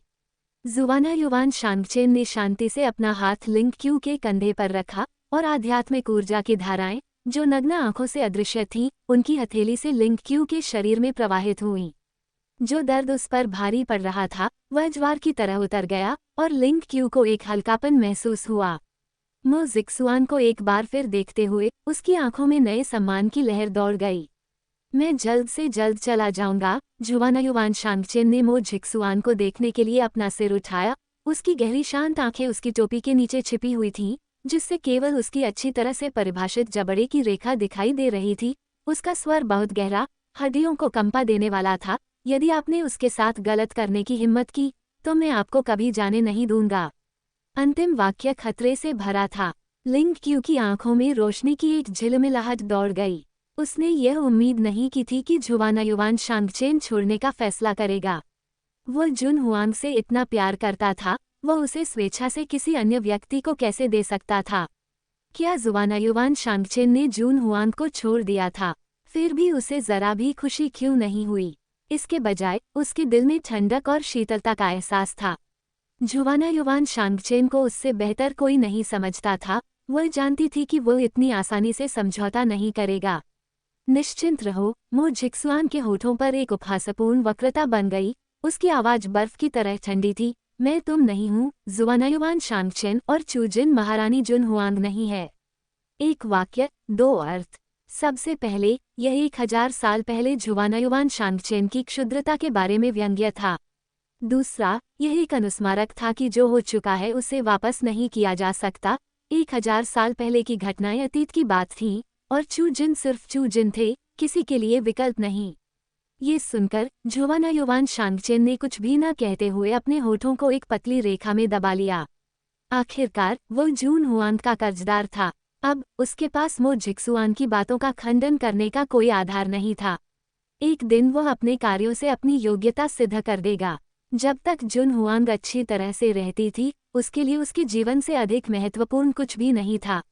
भले ही इसके लिए उसे सब कुछ त्यागना पड़े, वह इसके लिए तैयार था। लिंग क्यू कुछ कहना चाहती थी, उसके होंठ हिलते रहे, लेकिन शब्द निकलने से पहले ही मर गए।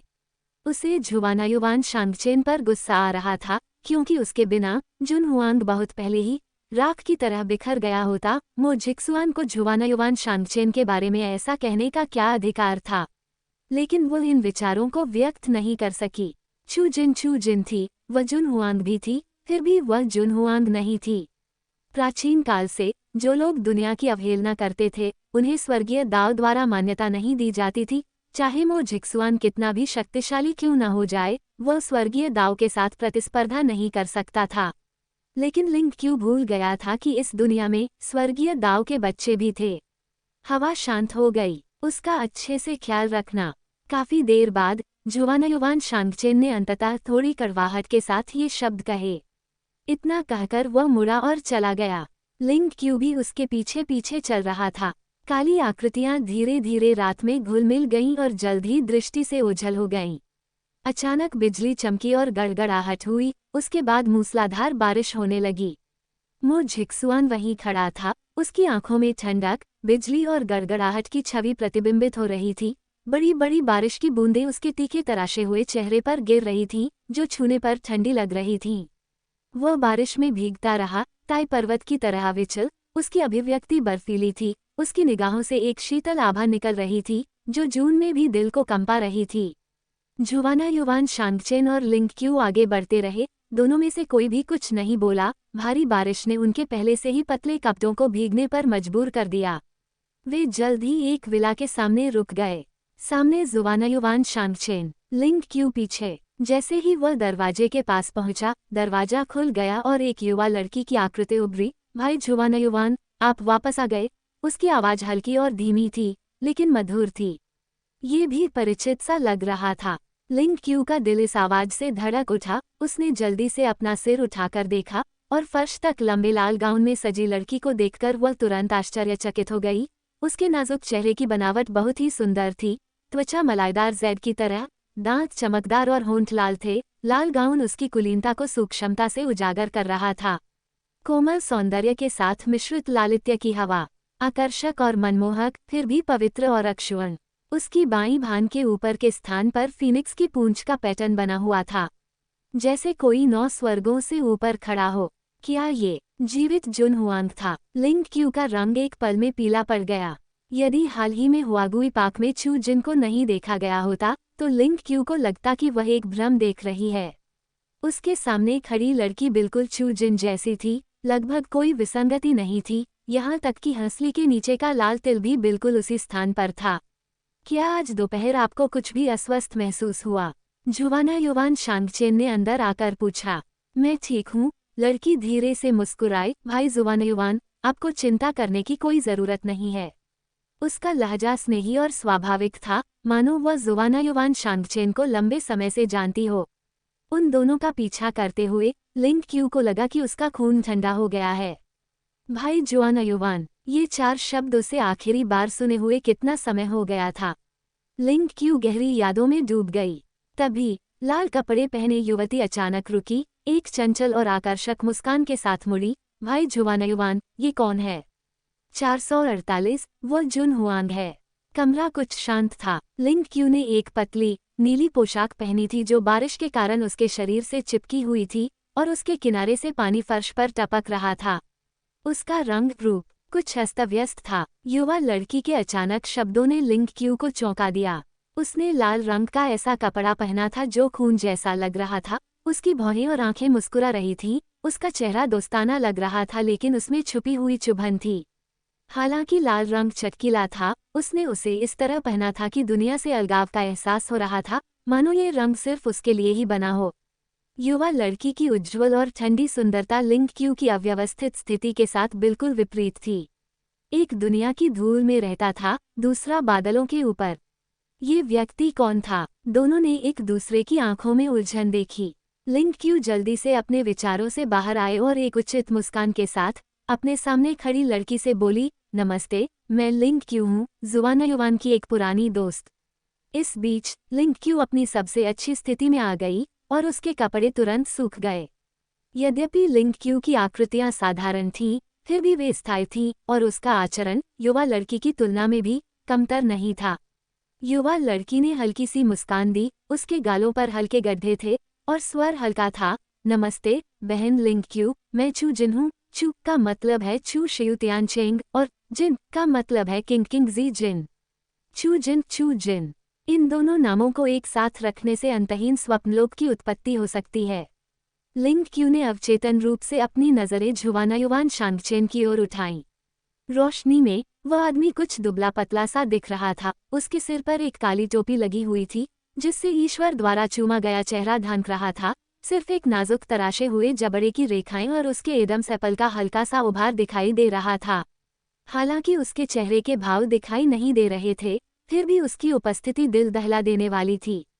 चू जिन, लिंग क्यू को समझ नहीं आ रहा था कि जुवाना युवान शांगचेन क्या सोच रहा है।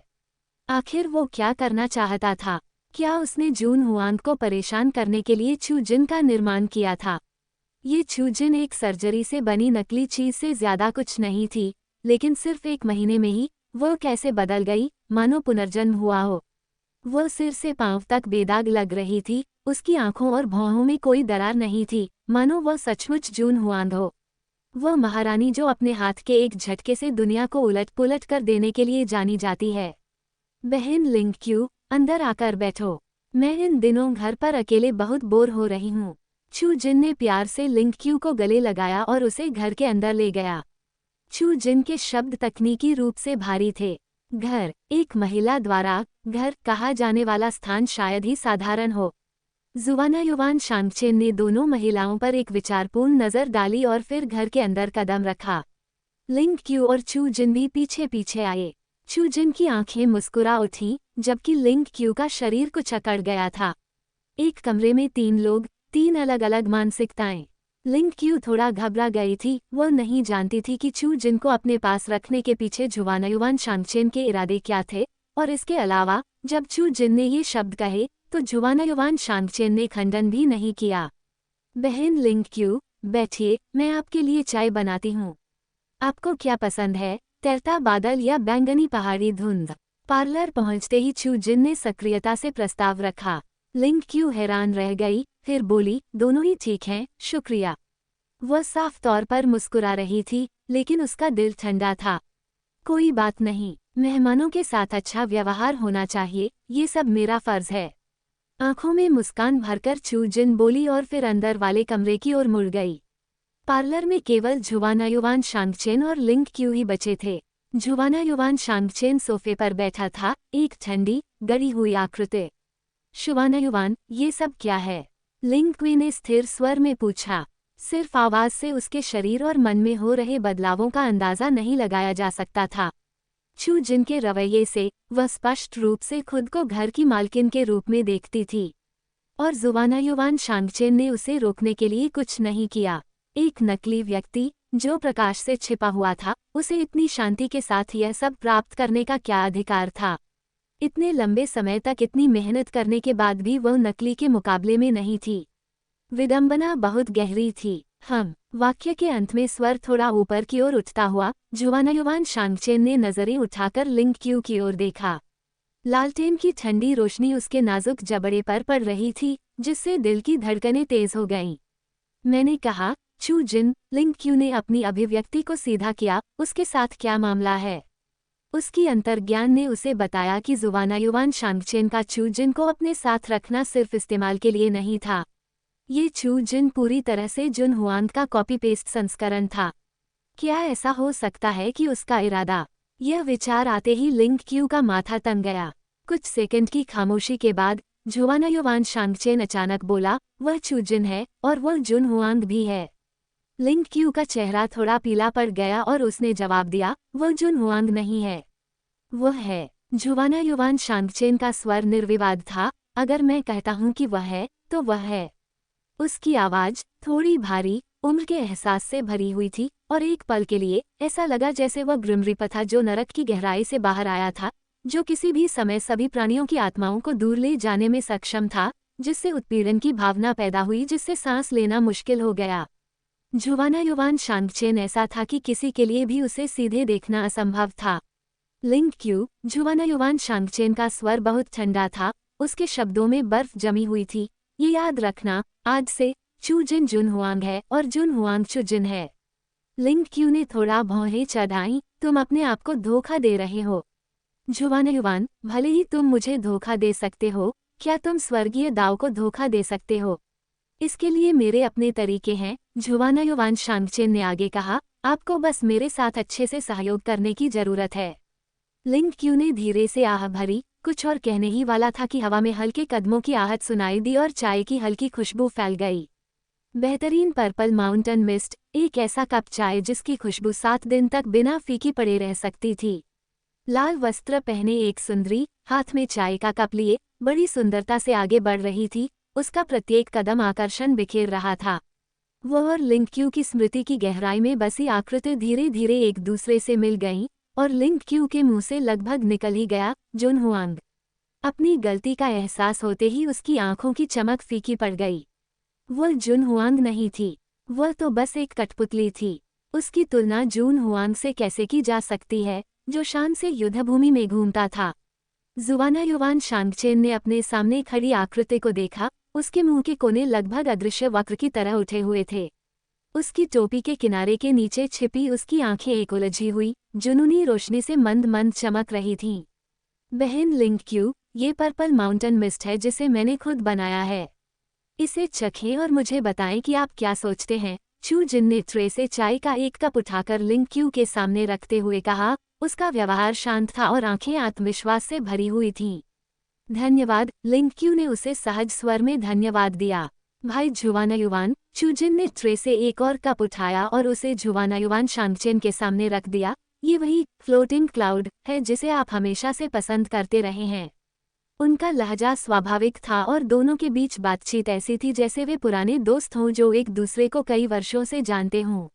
आओ मेरे पास बैठो। जुवानायुवान शांगचेन ने चू जिन की कलाई पकड़ ली, उसे जोर से खींच लिया और जल्द ही उसने खुद को जुवानायुवान शांगचेन के बगल में बैठा पाया। उसके गालों पर हल्की सी लाली फैल गई। लिंग क्यू ने साफ चाय की चुस्की लेने के लिए अपनी नजरें नीचे कर ली, कप ने उसकी आंखों के भावों को छुपा लिया। बहन लिंग क्यू, इसका स्वाद कैसा है? चू जिन ने उत्सुकता से लिंग क्यू की ओर देखा, जबकि जुवानायुवान शांगचेन ने अपनी चाय का हल्का घूंट लिया। लिंग क्यू ने अपना चाय का कप नीचे रख दिया, उसके होठों पर हल्की सी मुस्कान आ गई। ये बहुत बढ़िया है। धन्यवाद बहन लिंग क्यू, चू जिन ने विनम्रता से मुस्कुराया। जुवानायुवान शांगचेन के होंठ थोड़े मुड़े हुए थे, उसकी आवाज़ स्थिर थी। लिंग क्यू और मैं कई सालों से पुराने दोस्त हैं। अब से तुम्हें उसे बहन कहने की जरूरत नहीं है, बस मेरे पीछे आओ और उसे लिंग क्यू कहो। अंदर से लिंग क्यू का दिल उथल पुथल में था, लेकिन बाहर से वह एक शांत झील की सतह की तरह शांत थी। उसके मन में इस विचार के प्रति दृढ़ विश्वास और भी मजबूत हो गया। चू जिन ने कुछ आश्चर्य से जुवानायुवान शांगचेन को देखते हुए रुककर कहा, भाई जुवानायुवान, क्या यह उचित होगा? बहन लिंग क्यू, वह बोलते हुए उसने अपनी नज़र लिंग क्यू पर घुमाई, उसकी अभिव्यक्ति कुछ खोई हुई थी। कोई बात नहीं, लिंग क्यू ने विनम्रता से मुस्कुराते हुए मजाक में कहा। चून की जुवानायुवान ने कहा है, तो मुझे मेरे नाम से ही पुकारो। वैसे मैं तुमसे ज्यादा बड़ी नहीं हूँ। मुझे हर समय बहन कहने से मुझे बूढ़ा होने का एहसास होता है। ये लिंग क्यू की इस विला की पहली यात्रा नहीं थी, लेकिन इस बार की यात्रा इतनी कष्टदायक नहीं थी। यद्यपि उसका हृदय आक्रोश से भरा हुआ था, फिर भी उसे ऐसा दिखावा करना पड़ा जैसे कि उसे कोई परवाह नहीं है। चू जिन की आंखों और भौहों से हर जगह जून हुआंग की छाया दिखाई दे रही थी, जिससे लिंग क्यू बेचैन हो गया। लिंग क्यू, क्या तुम अस्वस्थ महसूस कर रही हो? उसकी बेचैनी देखकर चू जिन ने चिंता से पूछा। लिंग क्यू ने उसकी भौं पर दबाव डाला, नहीं, बस थोड़ा चक्कर आ रहा है। क्या मैं तुम्हें ऊपर ले जाकर थोड़ी देर आराम करने में मदद करूं? चू जिन खड़ा हो गया। ठीक है। लिंग क्यू का चेहरा कुछ पीला पड़ गया, उसके सुझाव से सहमत होते हुए, यह आपके लिए परेशानी का कारण होगा। भाई जुवानायुवान, मैं लिंग क्यू को ऊपर आराम करने में मदद करूंगा। चू जिन ने लिंग क्यू को सीढ़ियों पर आधा सहारा देने से पहले जुवानायुवान शांगचेन पर एक नज़र डाली। जुवानायुवान शांगचेन ने उनकी पीछे हटती हुई आकृतियों को देखा, जिससे उसके चारों ओर एक शक्तिशाली आभा फैल रही थी। 449 चौथे अस्पताल का मुख्य द्वार टूटा हुआ है। जुवानायुवान शांगचेन को अच्छी तरह पता था कि वह इस समय क्या कर रहा है। जब तक वह जुनहुआंग के लिए जीवित रहने का मौका जीत सकता था, वह कोई भी कीमत चुकाने को तैयार था। ये प्रेम था और यह कर्तव्य था। चू जिन ने लिंग क्यू को आधा सहारा देते हुए ऊपर की ओर बढ़े, फ्लोर से गुजरते हुए एक बेडरूम के दरवाजे के सामने रुके, जहां चू जिन का हाथ दरवाजे के हैंडल पर टिका हुआ था। लिंग क्यू की नज़र चू जिन के हाथ पर पड़ी। उसने देखा कि उसकी अनामिका उंगली में एक बहुत ही साधारण नीलम की अंगूठी थी, जो उसके लाल कपड़ों के साथ पहनी गई थी। वह जगह से बाहर नहीं लग रही थी, बल्कि एक मंद चमक के साथ चमक रही थी, जो एक प्रभावशाली आभा बिखेर रही थी। लिंग क्यू ने अंगूठी पहचान ली। कई सालों तक जुवानायुवान शांगचेन का पीछा करने के बाद वह जानती थी कि यह जुवानायुवान वंश की अनमोल विरासत है। अब ये चू जिन के हाथ कैसे पहुंच गया? लिंग क्यू ने अपने होठों को थोड़ा सा मोड़ा और अपनी अभिव्यक्ति को बदले बिना अपने सामान्य स्वर में कहा, अंगूठी बहुत सुंदर है। चू जिन ने दरवाज़ा खोला और अंदर चली गई। उसकी आवाज़ धीमी थी, शुक्रिया, जुवानायुवान भाई ने मुझे ये दिया। मुझे भी ये बहुत सुंदर लग रहा है।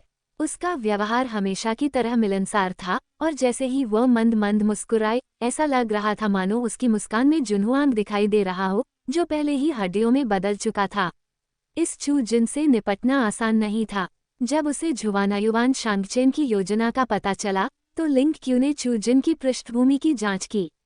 पहले से सचेत रहना ही पहले से तैयार रहना है। उसने जो पाया, उसके अनुसार पूर्व चू जिन एक साधारण इंसान था, जिसे वह आसानी से अपने वश में कर सकती थी, और इसीलिए लिंग क्यू ने इस अनजान व्यक्ति को कभी गंभीरता से नहीं लिया था। लेकिन अब चू जिन स्पष्ट रूप से उसके नियंत्रण से बाहर हो गया था, मानो वह पूरी तरह से किसी और में बदल गई हो। उसने लिंग क्यू में संकट की प्रबल भावना पैदा कर दी। उसे और भी अधिक डराने वाली बात थी जुवानायुवान शांगचेन का रवैया। अगर जुवानायुवान शांगचेन चू जिन को सिर्फ कठपुतली की तरह इस्तेमाल करना चाहता था, तो उसने उसके साथ इतना अच्छा व्यवहार क्यों किया? उसे एक अंगूठी देकर, उसके साथ रहने का इंतजाम करके। यह ऐसा व्यवहार था जो केवल उसकी मंगेतर के लिए आरक्षित होना चाहिए था। लिंग क्यू को ये भी नहीं पता था कि जुवानायुवान शांगचेन वास्तव में क्या कर रहा था। उसके विचार बहुत गहरे थे, रात के कोहरे की तरह जो अंधकार के साथ एक हो गया है, अभेद्य, सभी के लिए गूढ़। जुवाना युवान आपके साथ बहुत अच्छा व्यवहार करता है। लिंग क्यू ने अपना सिर घुमाकर चू जिन की ओर देखा और हल्के से टिप्पणी की। चू जिन बिस्तर पर गया, चादरें खींची, लिंग क्यू की ओर देखा और मधुर स्वर में उत्तर दिया, जुवाना युवान भाई सभी के प्रति बहुत दयालु हैं। यह मेरा बिस्तर है, अगर आपको कोई आपत्ति न हो तो आप लेटकर थोड़ा आराम कर सकते हैं। कोई जरूरत नहीं, लिंग क्यू ने हल्के से मुस्कुराते हुए कहा, मैं बैठे हुए ठीक हूँ। कमरे में सोफे थे और लिंग क्यू ने खुद को शालीनता से बैठा लिया, उसकी आंखों में अब थकान दिखाई नहीं दे रही थी। हुआगुई पाक, मो झिक्सुआन हमेशा की तरह शांति से वहां खड़ा था, उसकी आंखों की गहराई तेज और स्पष्ट थी, जो बरसात की रात में भी दिखाई दे रही थी। जब तक तेल कागज से बनी छतरी ने उसके सिर को नहीं ढक लिया, तब तक उसकी अभिव्यक्ति सामान्य नहीं हुई, उसकी आंखों में एक कोमल गर्माहट नहीं जगी। तुम यहाँ क्यों खड़े हो? मिस्टर मो बहुत लंबे थे, इसलिए चू जिन को छाता पकड़ने के लिए जोर लगाना पड़ा और उनकी नज़रों से नज़र मिलाने के लिए अपना सिर पीछे झुकाना पड़ा। मिस्टर मो ने सहजता से छाता उससे ले लिया। मैं चांदनी की सराहना कर रहा हूँ। बारिश की बूंदें छाते से टकरा रही थीं। चू जिन के होंठ थोड़े मुड़े। हाँ, कितना ठंडा मजाक है। बरसात के दिन क्या आप चांदनी का आनंद लेने का दावा कर रहे हैं? श्रीमान मो, आपकी बुद्धि कहाँ है? सफेद बाघ ने खा लिया। मिस्टर मो जरा भी शर्मिंदा नहीं दिखे, उन्होंने एक हाथ चू जिन के कंधे पर रखा और दूसरे हाथ से छाता थामा, उसे थोड़ा झुकाया ताकि ज्यादातर बारिश उन पर गिरे। उनकी सफ़ेद कमीज जल्दी ही पारदर्शी हो गई, जिससे उनकी गोरी त्वचा और उनके पेट और छाती की सुंदर रेखाएं दिखाई देने लगीं। चलते चलते मिस्टर मो ने सलाह दी, इन दिनों राजधानी में ज्यादा शांति नहीं है। बाहर जाते समय सावधानी बरतें, अजनबियों से बात करने से बचें। उनकी गहरी आंखों में एक हल्की चमक झलक रही थी, मानो इस दुनिया में केवल वही था। कुछ विद्वानों ने कहा है कि किसी से प्यार करने में केवल 0.02 सेकंड लगते हैं, लेकिन किसी को भूलने में पूरा जीवन लग जाता है। चू जिन ने असमंजस में ऊपर देखा। क्यों? चौथे अस्पताल का गेट टूटा हुआ है, श्रीमो ने गंभीरता से कहा, वहाँ काफी मानसिक रूप से बीमार मरीज हैं। चौथा अस्पताल राजधानी शहर के केंद्र में एक मानसिक स्वास्थ्य सुविधा है। मिस्टर मो के दिमाग में जुवानायुवान शांगचेन एक सच्चा पागल था। चू जिन ने अपनी भौहें थोड़ी ऊपर उठाईं, क्या तुम गंभीर हो? बेशक, श्रीमो ने जवाब दिया। उनके पतले होंठ संक्षेप में बोलने के लिए खुल गए, उनकी अभिव्यक्ति में मजाक नहीं था। दोनों आराम से टहलते हुए लगभग 1 मिनट बाद विला के गेट में प्रवेश कर गए। चाची झांग अंदर से बाहर आई और चू जिन के हाथों से छाता लेते हुए बोली, श्रीमान, मिस, रात का खाना तैयार है। रात्रि भोजन भरपूर था, 5 व्यंजन और 1 सूप। वे एक दूसरे के सामने बैठे, शांतिपूर्वक और सुरुचिपूर्ण ढंग से भोजन कर रहे थे, जबकि व्हाइट टाइगर कुर्सी पर चू जिन के बगल में बैठा था, चुपचाप चाची झांग द्वारा तैयार किए गए उत्तम बिल्ली के भोजन को खा रहा था। उसने इस बात पर दुख व्यक्त किया कि वह शक्तिशाली सफेद बाघ बिल्ली के भोजन पर निर्भर हो गया है। उसे प्लेट में रखा चिकन का पैर पसंद आया और जैसे ही उसने अपना पंजा आगे बढ़ाया, उसने अपनी आंख के कोने से मो झिक्सुआन को देखते ही चुपचाप अपना पंजा वापस खींच लिया। मो झिक्सुआन की उपस्थिति में जोर से सांस लेना भी एक विलासिता जैसा लगता था। अधिक बिल्ली जैसा दिखने के लिए सफेद बाघ ने खाने के बाद अपने पंजे चाटे। जी, क्या तुम्हें यकीन है कि यह जीव सफेद बाघ है? जी ने धीमे स्वर में कहा। चू जिन ने उसकी ठुड्डी को छुआ और सोचा, शायद 450, 2 शब्द एक अद्यतन। चू जिन भी पहली बार एक सफेद बाघ को पाल रहे थे और उनके पास अनुभव की कमी थी। सच तो यह है कि उसने पहले कभी इतना डरपोक सफेद बाघ नहीं देखा था। वह बिल्ली की तरह डरपोक था। बूढ़ी मो, चू जिन ने मो झिक्सुआन की ओर देखा और उससे सवाल पूछा, क्या तुम्हें यकीन है कि यह एक सफेद बाघ है? डैग मो के बाद एक और नया उपनाम। उम्र सचमुच एक कमजोरी थी, विशेषकर वह उम्र जो प्रकाश के संपर्क में आने पर मर जाती है। मो झिक्सुआन ने अपनी चॉपस्टिक नीचे रख दी और बेबसी से अपना माथा रगड़ते हुए चू जिन की ओर देखते हुए कहा, मैंने तुमसे कब झूठ बोला है? मुझे कुछ दिनों के लिए विदेश जाना है। मेरा फ़ोन इस्तेमाल करने में सुविधाजनक नहीं होगा, इसलिए जब तुम घर पर अकेले हो तो सावधान रहना। अजनबियों से, खासकर काले कपड़े और टोपी पहने लोगों से संपर्क से बचने की कोशिश करो।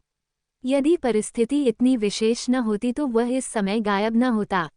कौन जानता है कि वह पागल जुआनायुवान शांगचेन अपने जाने के बाद क्या करेगा। काले कपड़े, टोपी पहने हुए चू जिन ने अपनी आंखें थोड़ी सिकोड़ ली, क्योंकि एक महत्वपूर्ण जानकारी उसके दिमाग में क्षण भर के लिए कौंध गई। क्षण भंगुर कुछ भी पकड़ में नहीं आई। तुम कब जा रहे हो? चू जिन ने उसकी ओर देखने के लिए अपनी आंखें उठाईं। उड़ान कल दोपहर की है। मो जिक्सुआन ने एक सिगरेट सुलगाई, उसे मुंह के कोने पर रखा और धुआं छोड़ा। उसके तीखे चेहरे के भाव तुरंत धुएं के आवरण में छिप गए, अस्पष्ट और धुंधले हो गए। चू जिन ने उसे देखा और फिर कहा, तो फिर मैं तुम्हें विदा कर दूं। वैसे भी कल दोपहर तक वो खाली ही रहेगी। जरूरत नहीं है। मो जिक्सुआन ने सिगरेट की राख थपथपाई, उसकी गहरी फीनिक्स जैसी आंखों में एक अवर्णनीय भाव था। वह झुककर उसके बालों में हाथ फेरा और धीमी आवाज में बोला, बस घर पर रहो और अच्छी तरह रहो और मुझे परेशान मत करो। यह बाहर जाने के बारे में नहीं था, वास्तव में उसे विदा करने देने का विचार तो प्रश्न से बाहर था। कुछ खतरों का सामना वह अकेले ही कर सकता है, उसे उनमें शामिल नहीं होना चाहिए। यह आगामी अत्यंत इन रात अन्य सभी से अलग थी, यहाँ तक कि उसे भी नहीं पता था कि वो सुरक्षित रूप से वहाँ से निकल पाएगा या नहीं। उनकी भावनाएं कुछ जटिल थीं। एक बार जब व्यक्ति को आसक्ति हो जाती है तो वह मृत्यु से डरने लगता है। वह मौत से नहीं डरता था, लेकिन उसे डर था कि वो उसे फिर कभी नहीं देख पाएगा। स्वर्ग ने उसे आशा दी थी, लेकिन उसके साथ निराशा भी मिली। मैंने तुम्हें कब परेशान किया है? चू जिन ने अपनी भौं को थोड़ा ऊपर उठाते हुए पूछा। बिल्कुल। मो जिक्सुआन ने अपनी सिगरेट बुझाई, उसकी गर्दन को गले लगाने के लिए हाथ बढ़ाया और उसका नाजुक चेहरा उस आदमी के सामने तुरंत बड़ा हो गया। करीब से देखने पर उसकी गोरी त्वचा में कोई खामी नजर नहीं आ रही थी, एकदम सही, दूध जैसी चिकनी और कोमल। चिंता करने के बजाय मैं ये पसंद करूंगा। उस आदमी की ठंडी सांस उसके कान के पास पहुंची, उसकी आवाज धीमी थी और आखिरी दो शब्द गंभीरता से बोले गए थे, जैसे कि वह नियमित कर्तव्यों का पालन कर रहा हो। उसके गंभीर चेहरे को देखकर कोई यह कल्पना भी नहीं कर सकता था कि उसने अभी अभी ऐसी घटिया बातें कही हैं। उसके होंठ थोड़े ठंडे थे, उसकी सांसें समान थीं। बूढ़ी मो, क्या तुम आग लगाने की कोशिश कर रहे हो?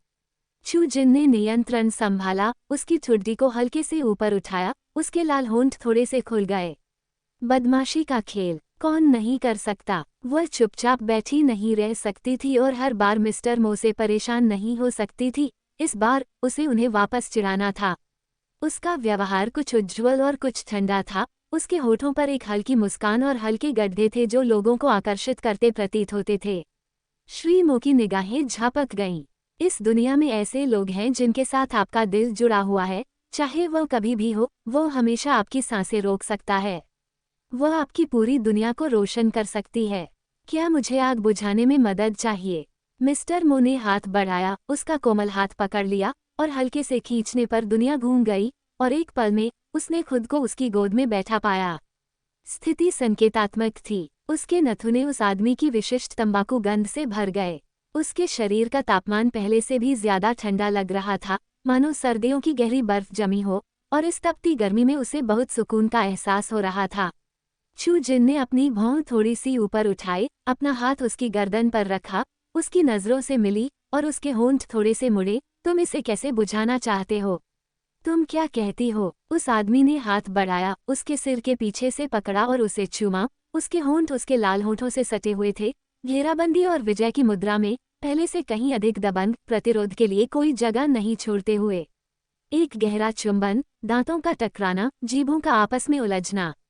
ये तीव्र था। इस चुंबन में दोनों जीत के लिए संघर्ष करते नजर आए। मिस्टर मो की आंखें गहरी होती जा रही थीं, गहराइयों में स्याही गाढ़ी होती जा रही थी। उनकी लंबी उंगलियां बिजली की तरह चमक रही थीं, हर जगह आग लगा रही थीं। जब ऐसे मामलों की बात आती थी तो वह आदमी हमेशा से ही सहज रहा था। दूसरे विला में लिंग क्यू सोफे पर बैठा था और चू जिन मुस्कुराते हुए 2 कप गर्म दूध लेकर आया। लिंग क्यू, मैंने कुछ गर्म दूध बनाया है, क्या आप 1 कप लेंगे? नहीं धन्यवाद, मैं नहीं जाऊंगा, लिंग क्यू ने तुरंत मना कर दिया। तुम अभी बारिश में फंस गए हो और तुम्हारी तबीयत ठीक नहीं है। थोड़ा दूध पी लो ताकि तुम गर्म हो जाओ। चू जिन ने लिंग क्यू को दूध दिया। लिंग क्यू ने उसकी ओर देखा, फिर उसे लेने के लिए आगे बढ़ा, लेकिन चू जिन ने इसे स्थिर रूप से नहीं पकड़ा था या लिंग क्यू ने इसे अच्छी तरह से नहीं पकड़ा था। एक कप गर्म दूध लिंग क्यू के शरीर पर गिर गया। क्लैंग, नाजुक कांच का कप फर्श पर गिरकर टूट गया। मुझे खेद है, मुझे बहुत खेद है, ये जानबूझकर नहीं किया गया था। चू जिन का चेहरा अस्तव्यस्त था क्योंकि उसने लिंग क्यू पर दूध के दाग पोंछने के लिए तेजी से टिश्यू निकाला। लिंग क्यू ने एक पल सोचा, उसकी आंखों में एक विचारमग्न नजर भरी, फिर चिंतित होकर कहा, इसे स्थिर न रख पाना मेरी गलती थी। इसका तुमसे कोई लेना देना नहीं है।